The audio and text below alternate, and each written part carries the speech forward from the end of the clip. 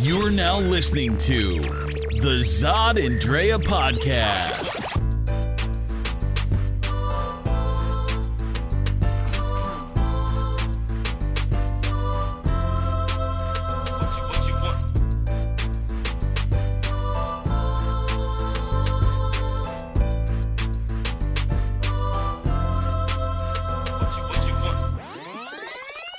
And we're back, everybody. Hey, what's up, people? Wow. Okay. I don't know if you guys got to see the video of the ladies that got to come to our home. We did a live video. We've just got such great feedback from it. So hopefully you're able to view that we had last week. Yeah, last week we had Dawn Penich-Thacker and Beth Lewis of SOS Arizona, which is Save Our Schools Arizona. So make sure you check that out on our Facebook page or on our YouTube page. But you probably also caught it because we had the audio version here on the podcast last week. And they went and they really rallied it up about SB 1431 and how we're trying to get the referendum back onto the 2018 ballot, right, so that the people of Arizona have a choice on whether or not they want the school vouchers program to come in the ESAs. And they've activated their tree of volunteers across the state. So when you come across anybody that has that petition, take a look at it, ask them some questions, and sign it. That's all we're asking. Yeah, please do, because we're talking about more people who will be affected than you think, and the few, especially the wealthy, who will benefit from this. And it's just not fair for those who are marginalized. But, let's get into this podcast. 'Cause we got a new one coming up, and, it's 1 week away from season 2, so let's get into this. We've got some great stuff going on for this podcast today. So, our main topic that we're going to discuss today is, do you or should you consult with your significant other before doing any decisions about your body? Yeah, so we're going to get into that one about the decision-making and, how deep it should go. So that's going to be at our main topic. The movie review that we're going to do is Transformers: The Last Night. So we already have a review over on the Zod and Drea podcast website that you'll be able to read on Facebook and anywhere else. Pretty much just Google it and you'll find it. But go to zodanddrea.com and you'll see what we had written about it. But we'll talk about that right now. And then we're also going to share our experience at the We the People event that happened this past weekend in downtown Phoenix. Yeah, so that was really good. It was a summit that they had placed about, getting into activism, especially for first-timers, but building up on a whole bunch of different topics that people can sit on in sessions. And it was a really good event, and it's getting a lot of positive reviews. It was great. It was well organized, and really can't wait to share our thoughts and our opinions about how it all went. All right. So let's get started on this. All right, so let's get into this. So we're going to talk about Transformers real quick, because we want to start off on a good note and talk about the movie review. Now I know you really liked it. You really had a good time there. Yeah, I didn't like the first Transformer very much. I didn't like the second one. I didn't see the third one. So I really didn't have very high expectations for this. And I had a good time. My thing is, obviously, I like the Transformers. I just like Prime. I like Megatron. I love all those robots because, that's a touching on my childhood. That's what I watch. We watch He-Man. We watch G.I. Joe. Anything Hasbro.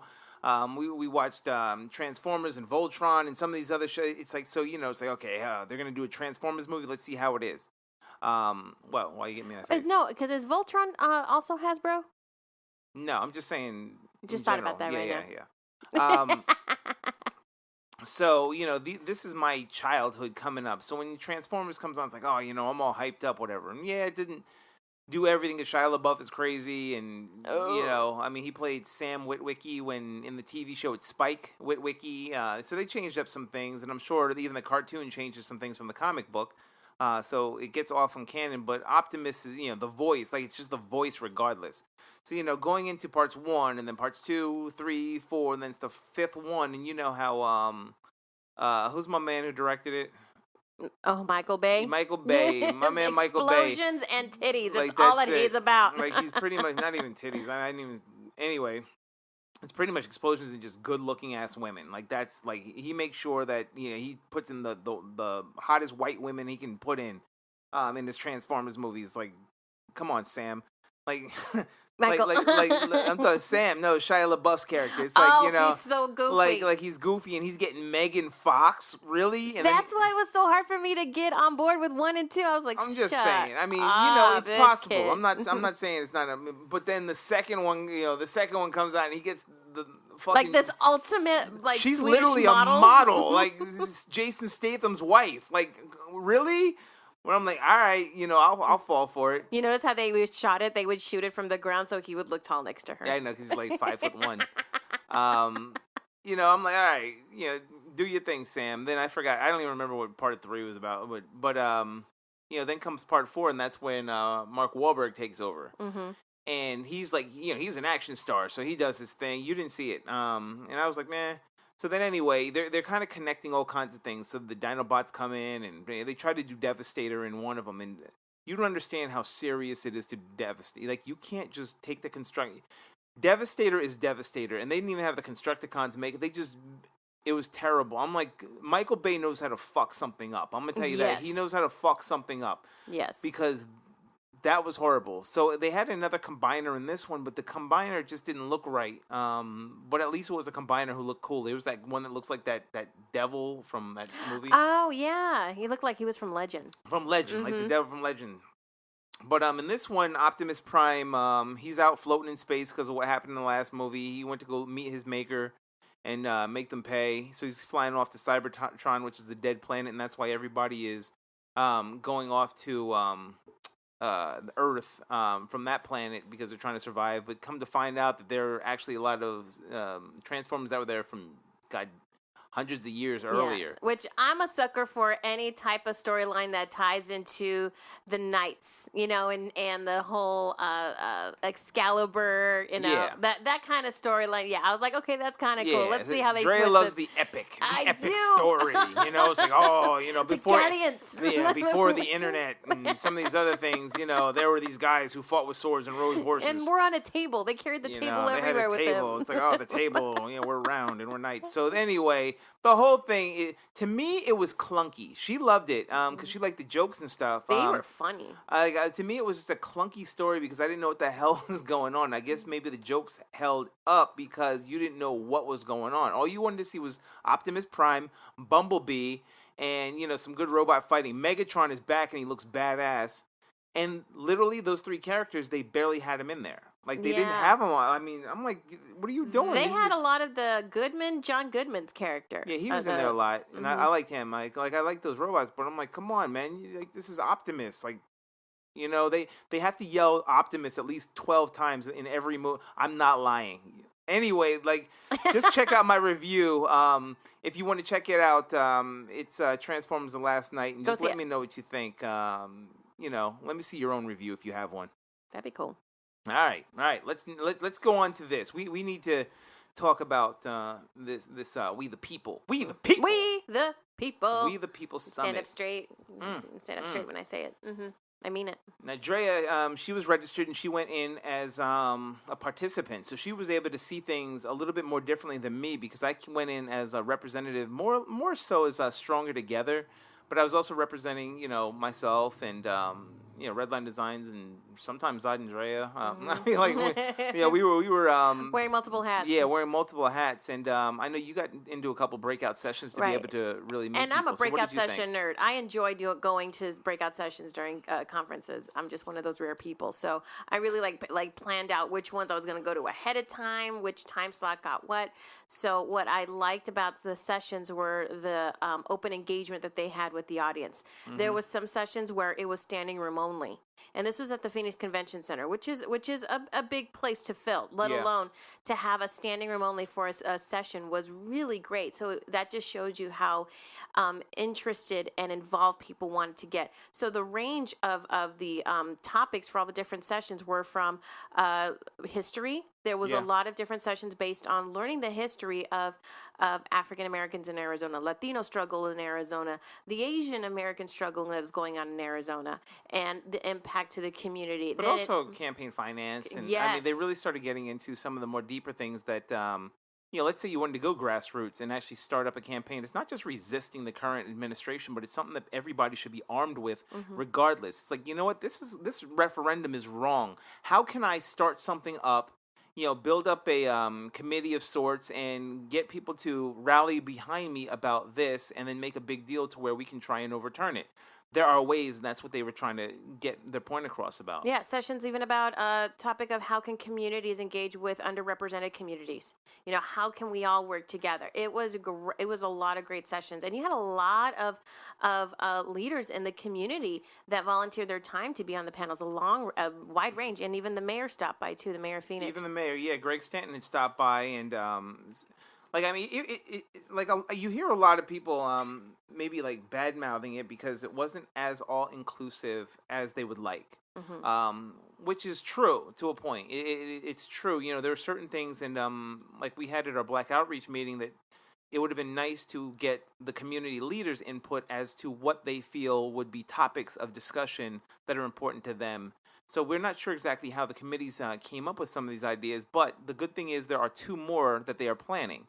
And if they can, hey, guys, I want to be on the steering committee for that. So if so, I would really love to be on there and help you guys plan the second one. But shout out to Trisha, Murphy.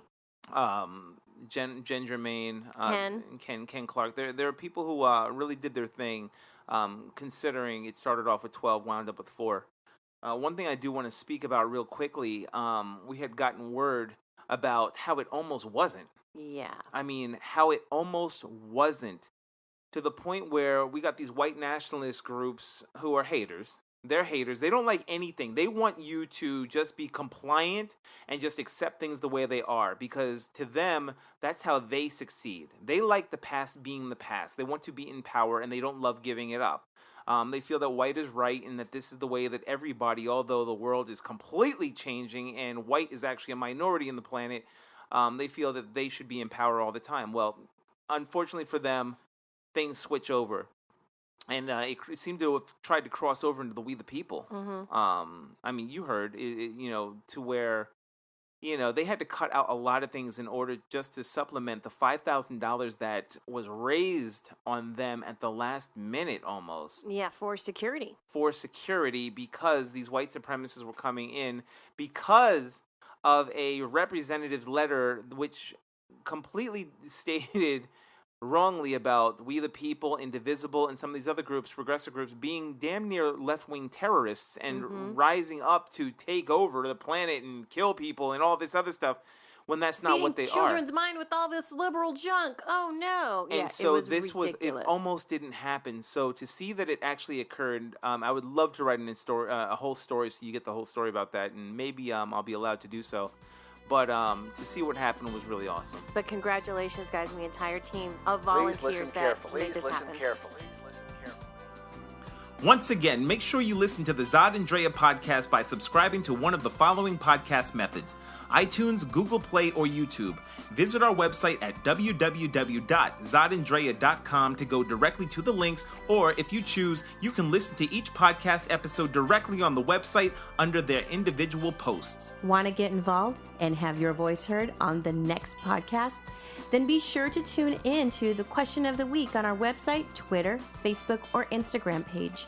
And dial in and leave a message on our voicemail at 323-963-4221. If you're an advertiser who would like to have your 30-second or 1-minute placement on our podcast or YouTube episode, please contact us at info@zodanddrea.com and we'll send you a price list. Space is limited for each episode. The next podcast might even have you as a featured guest. Tune in, check us out, and get involved. Okay, we're back. Let's get going on this main topic. All right, so this main topic is, would you consult with your better half before making a body decision? Now, this ranges from, like, getting a haircut, getting a nose piercing, getting a tattoo. Would you consult? But, it could also be, something that's major. Like, let's say you got skin cancer, that I think you should wind up, telling your family, hey, I got skin cancer. It's like, okay, I'm going to have to get surgery. I think that's something that, you should wind up discussing with your significant other. Or also to plastic surgery. Plastic surgery, yeah. Enhancement, dehancements, whatever. Yeah, whatever you're going to do. If you're going to go under a knife in that sense, I'm sure you would consult your significant other, even though some people do keep it a secret, Right. to the last second until it's too late. But what if it was something that was different? Let's say you do have, like, we got this offline, this topic, so we're kind of biting, but, it is a topic of significance. And what if you did, let's say you had long hair, whether you're male or female, let's say you had a chango, and, you were going to get married. Anyway, let's say you had a chango, and let's say you had a ponytail, and it's a long ponytail, let's say down your back or something. Uh-huh. And, your significant other wasn't maybe feeling it or whatever. Who knows what? But or maybe your significant other loved it. They loved it. They love your long hair. Lustrous It's locks. and the L'Oreal, just like all that. I mean, the herbal essences, like your hair just has bounce. So much prel. So let's say everything is good on that front. And then all of a sudden they come in and you have like a Sinead O'Connor, you just wiped all your hair out. Britney Spears, on a fucking, bender, and you just cut off all your hair because that's how you wanted it. You wanted to look like Amber Rose, and you wanted to dye your hair blonde. What was down your back is now, is on the floor and donated to Locks of Love or, whatever.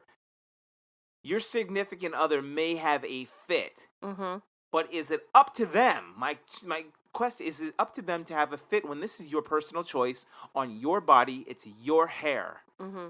So what do you think? I don't think so. I again, it's your body, it's your choice, it's your head of hair, it's your body to choose. If you know that maybe there's a certain style that your significant other likes for you to do your hair, great. Maybe you want to dress it up one day, but if you choose that you want to just like do a dramatic change for you, do it. And if your significant other doesn't like it, oh well. One, hair grows back. Two, it ain't your choice. This is what I want to do right now. And that's what I'm thinking. It's like there's some guys out there who wear, they grew out their big long ass beards. Everybody's had that big lumberjack, that lumber sexual, whatever look that was really going hardcore, especially last year. And I know I don't see as many this year, maybe because it's just it is 120 like 120 degrees in Arizona. But you get hot carrying that nest egg on your chin. All that bullshit, getting on them crumbs in there, and just. But we're gonna be hopefully taking a trip next month, so maybe if we hit Portland, we'll see some more of those hipsters. I'd have to ask them. And see if they do. But what would they consult with their girlfriends if they wanted to cut their beards? It's your beard. Like, so what happens when somebody says, no, I don't want you to cut it? What are you going to do? Oh, damn, I guess I'm stuck then. See, and I've known women in situations where they've said, well, my boyfriend or my husband, he said he really liked my hair when it was blonde and I'm a brunette now. So I'm going to go back and dye it because that's how he liked it. Or he really liked it when my hair was long and curly, and right now it's short and straight. So I got to hurry up and get that because that's the look he likes now. And I can understand certain things, like colognes. Yeah. There are colognes that I do like, and I want to smell good for you. Right. So for my girl, I like to smell good. So I'm like, okay, well, what do you think? And, let her smell. So I can consult even on that. But if I have a scent that I do like and this is mine, I'm going to buy that scent regardless. Like, that's my scent. But normally, I'll be like, okay, you know what do you think? So You do like that Draco Noir. Oh, I love Draco. I love that cool water. I like that Adidas cologne. Gross. No, he doesn't, people. Yeah. I'm just joking. My man does not wear that. No, I don't. No. I wear Axe with my Ed Hardy. Anyway. Gross. Yeah, we'll have a podcast on that bullshit. Anyway. There's certain things you do because you just want to attract to, but do I have to? No, I don't have to do anything. When I cut my beard, I don't consult my girl. Today I have a goatee. Next week I'll probably have a beard. One time I did say, hey babe, what about the John Wick? And I cut myself into the John Wick beard right quick. And walked so around did I. John Wick. If I feel like shaving my balls, it's like, what am I gonna consult? No, I don't. It's my hair, it's my body. So even if I wind up, so let's get off of hair and body for a quick second, and like let's go into something like a tattoo. Mm-hmm. Maybe you want to, depending on what it is, because you are a representation of your better half. So I can see that. I can see that. But this is what I've also come across, though, too. I've known of women that have gotten cosmetic surgery because of their boyfriend. Their boyfriend said, I want bigger boobs. Okay, well, then she's going to go get bigger boobs. Yeah, well, she's like, shit, who's paying? Right, but I'm like, that's major surgery just so that so he's happy with bigger boobs? Like, you didn't come with bigger boobs, so is he not happy with that right now? See, I mean, stuff like that, that's almost like a reversal, and I don't understand why people do that. She has to be happy. Personally, I don't really understand plastic surgery sometimes. I think people all have different types of bodies. I think everybody has a different type of body, and it can be admirable, whatever it is. The differences between, sometimes, obviously, I'm a big titty guy. Like, I love big breasts. Like, that's my shit. I'll look at them, and my eyes get big. I'm like, I like playing with them. I like all that stuff. But then at times you'll see like a woman who just has a really tight body, like her legs and her thighs. She works out at the gym a lot, and she's like muscular, and maybe she's flatter chested, but she's a fitness. And then that's gonna turn me. It's like, oh my god, it doesn't mean it's one over the other. It's just like, I just love women, but it's like the difference is it's like not one over the other necessarily. So it's like everybody's gonna have a body choice. But for a man to say, okay, like he's dating somebody and seeing a woman, right? And all of a sudden, midway through the relationship, guess what? I really want you to have bigger breasts. See, something like that. Like, what did you love him for? I'm not really attracted to you anymore unless you have bigger boobs. So I'm going to pay for you to get altered. And why do men do that? No, hold on. It's not even why do men do that. Why do women agree to shit like that? True. Because I don't understand why someone would agree to that. Step. Because, I mean, if you liked me for who I was before I had B cups and it was all good, and now you want me with, double D cups, why? What changed? But the fact that a woman might say, oh, you know what? I want that to happen. Sometimes I think that it's because they always did want that, or they were curious, but they just didn't have enough money, or, they didn't have the right push. Because to get major surgery like that isn't a joke. You know what I mean? It's like, I don't understand why people would even do that. Now, I knew of someone who, she's no longer with that man anymore, that he was like, I want you to have bigger boobs. And at that time, she thought, okay, she was happy with her body, but she's like, well, okay, this is what he likes, and she wanted to please him. So she got bigger boobs. A year later, he ends up leaving her. See, and that makes no sense. And then it's like, what the hell? Like, there was just all kinds of stuff going on with that. But it's like, who consulted who? Right. So with that, it's like, it's a consultation. I mean, going back to just tattoos real quick. Oh, yes. Let's go talk about tattoos. If you want a tattoo on your arm with your kids or something like that, do you have to consult your significant other? No, if you want one of your kids. So then, if you want one that says, big booty bitch. And that is your kids. That's different. No. This is a different one. Because you're like, oh, the kid's okay. But okay, if you want one that says big booty bitch and it's on your back, ew. Do you consult?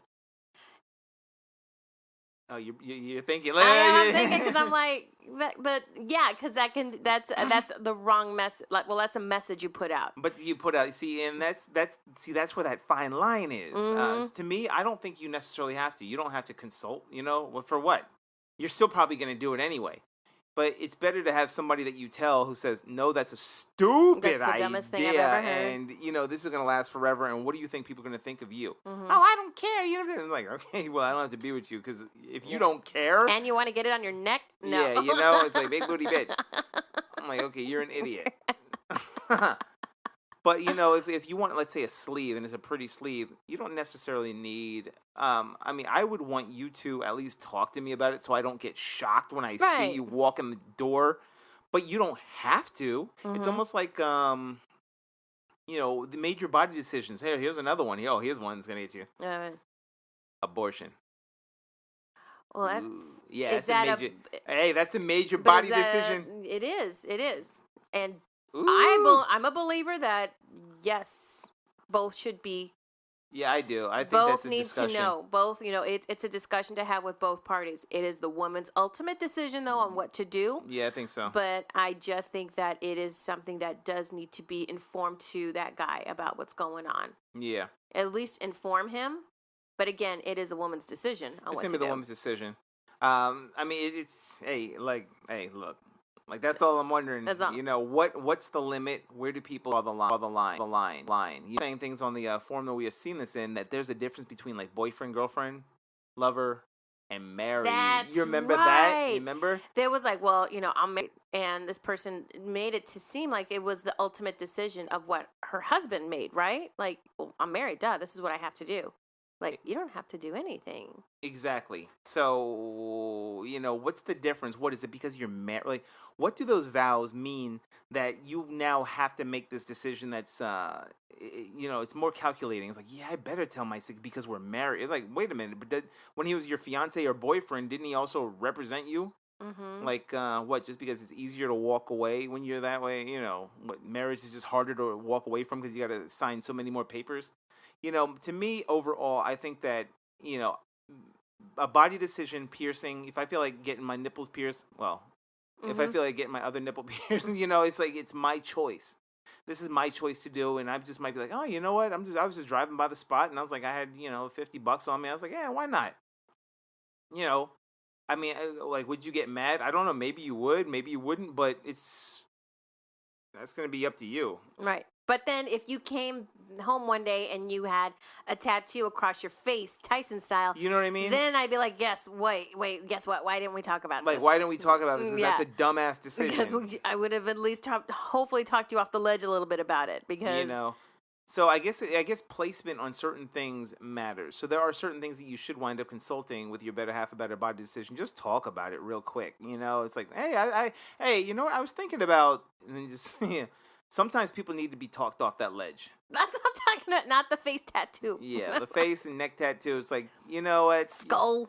It's like, I mean, do you necessarily need that somewhere where you can't see it? I know and you're a everyone else Cowboys can, fan, but you don't need to have the Cowboys logo on your trachea. But it's like, I mean, but that's the thing. Like, you can't see it. Like, if it's on my arms, I can see it and kind of admire it and be like, oh, you know what? That's kind of cool. Okay, and kind of look at it. It's like, that's me. But when people get tattoos, especially on their backs, on the backs of their legs, on their necks, on their faces, you don't see it unless you're in the mirror, number one. So, and even if you're in the mirror, it's backwards. So it's like a satanic symbol. So you got to wonder, like, who you getting that for? Mm-hmm. If it's a really bad decision, then, if it's something that's just beautiful and, the artist is just a really great artist, then yeah, I can understand. It's like, oh, I kind of like made my arm look real pretty and it's pretty for the next, till I'm in a grave. And, yeah, but what is but it's like, what is my significant other going to think about this? Mm-hmm. Does it represent me well? And you want to be well represented. Right. Like, if you want to be a great power couple, you want to be well represented. To me, I think you should consult your better half on most things. But a haircut, she doesn't have to. Like, she doesn't have to. And that's the thing. Do you have to? And I don't think on any of those, you don't have to. Yeah. Not a have to. Just a, hey, this is what I'm going to do today. So don't be surprised if I come home bald. Yeah. I mean, I'd be like, your head is really big. Like, I didn't know you had so many divots. Like, that's a big head. We can go hat shopping. You're like, we need some wigs. Like something. I'll buy you some hats and wigs. So, yeah, tell us what you think. Yeah, I mean, let us know what you think. It's like, what would you discuss with somebody before you made your big body decision, and what would it be about? Mm-hmm. What's major to you? What's that fine line? Yeah, what is that fine line? I don't know. I'm just saying, little things, nipple rings, and fine. Even haircuts, who cares? But if it's gonna be like, I'm gonna get breast implants or I'm gonna get a tattoo on my face, like, you might have. I mean, you could die on the table and then what? It's like, did you get insurance? Is this? Are we gonna be covered? Are you gonna be all right? Am I gonna be covered and be able to cover the cost of your funeral? Do you have any allergies, antibiotics? I need to know this right now. Whatever. Anyway, so that's the podcast for today. Make sure, because next week is going to be major because it's going to be the beginning of season 2. Zod and Drea. Make sure you check us out, and you're checking us out at Zod and Drea everywhere. Shout out to Progressive Voices, who was a podcast over at the We the People. They recognized us right away, and so we want to make sure we give them a little recognition. Right, and we're going to have them on the show one day, and vice versa. We're going to be on their show soon, so we look forward to that invite, guys. Yeah, so make sure you listen to us, check us out, and in case you don't want to catch us, make sure go to www.zodandrea.com, and if you want to be on the show at some point, make sure you go to zodandrea.com/topic. You should wind up seeing that, or just go to znd.mx/topic, and you should get right there. Zod created a bunch of new designs for our new season, and it's so exciting. So please take a look. Tell us what you think. Tell us what you think, and we're going to probably wind up. Bye.